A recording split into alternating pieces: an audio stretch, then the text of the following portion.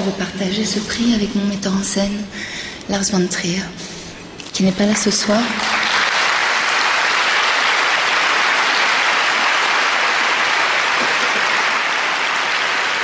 Mais qui m'a permis de vivre, je crois, l'expérience la plus intense, la plus douloureuse et la plus excitante jusqu'à présent.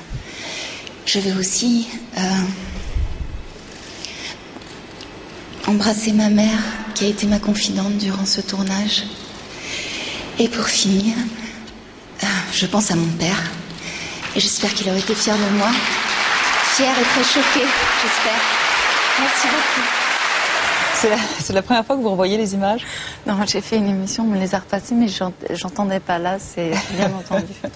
Est-ce que justement, en termes de transgression et de provocation, est-ce qu'il y a une filiation entre Lars von Trier et votre père? Parce que votre père n'en était pas à une provocation près. Ils se ressemblent pas du tout, du tout. Oui. Mais il y a ce côté, bien sûr, provocateur, derrière une énorme timidité, et chez Lars, je voyais la même chose. Oui. Un mot du papa, un mot de la maman. Vous avez beaucoup correspondu avec elle pendant le tournage par des textos. Elle était inquiète ou pas du tout? Pas du tout. Pas du tout. Enfin, elle était inquiète juste qu'il me maltraite. Ouais.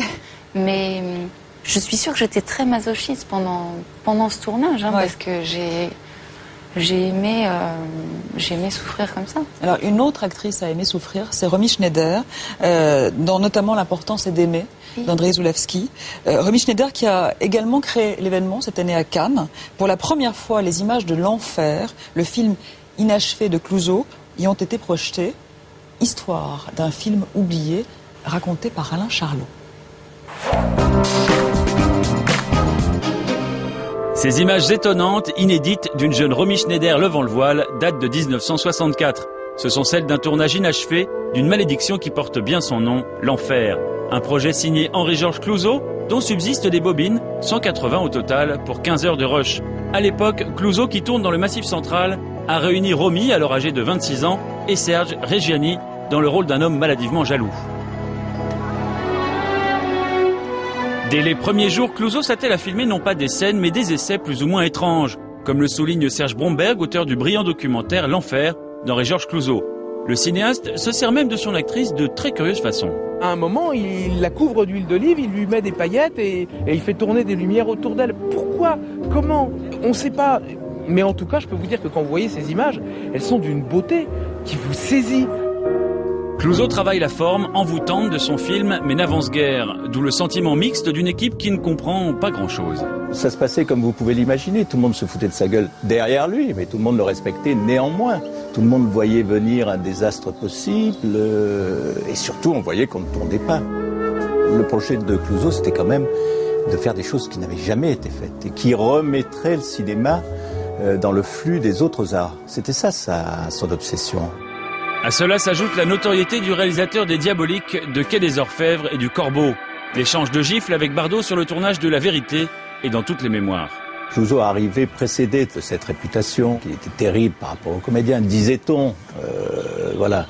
Et Reggiani était toujours un petit peu en réaction contre lui. Un Reggiani qui finit par en avoir assez des expériences du cinéaste et claque la porte. Sans comédien central, Clouzot s'obstine, mais sa santé se fragilise. Au bout de 2 semaines et demie de tournage, alors que 18 semaines sont prévues, Clouzot a une crise cardiaque. Elle est à l'évidence la conséquence de cette tension absolument phénoménale qui règne sur le tournage. Conséquence, le film ne reprendra jamais. Les assurances font main basse sur les bobines qui iront croupir aux archives du Bois d'Arcy. Le scénario, lui, se balade et atterrit en 93 chez Claude Chabrol. Quand j'ai lu le scénario, j'ai trouvé ça absolument magnifique. Enfin, et en même temps, j'ai senti l'énorme besoin de le retravailler parce que j'avais l'impression qu'avec une histoire magnifique, la manière dont il avait construit son film, il le foutait complètement en l'air. Moins formaliste que celui de Clouzot, le nouvel enfer avec Emmanuel Béard et François Cluzet sera l'œuvre d'un Chabrol qui n'éprouve envers son aîné qu'un respect amusé. Il est obsédé à l'époque par l'art cinétique. Alors il voulait faire un film vasarélien, ce qui est quand même une drôle d'idée pour parler de la jalousie maladive. Dernière étape, Cannes 2009. Serge Bromberg présente sa reconstitution des faits. 4 ans auparavant, c'est Inès Clouzot, la veuve du cinéaste, qui lui a permis de fouiller dans ses superbes archives, de dévoiler enfin les dernières images de Romy Schneider et d'honorer 45 ans plus tard la mémoire d'une entreprise hors norme.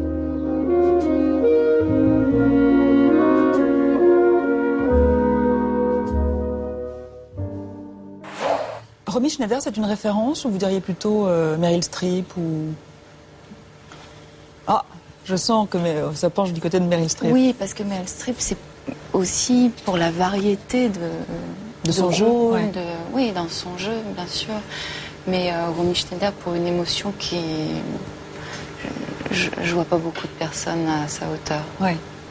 Est-ce que vous pensez, comme Lars von Trier, comme il l'a dit en conférence de presse, que c'est le plus grand réalisateur du monde? Oui, bien sûr. Charlotte Gainsbourg, merci. Merci. Encore bravo. Merci.